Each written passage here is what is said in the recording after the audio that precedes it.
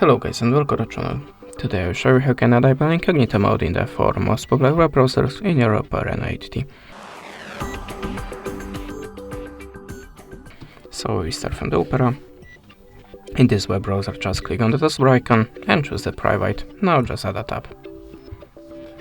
Now Firefox. If you have this welcoming screen, just click here on the Zoro mask. Or, like before, go to the taskbar icon, switch to the Zoro mask and add that private tab.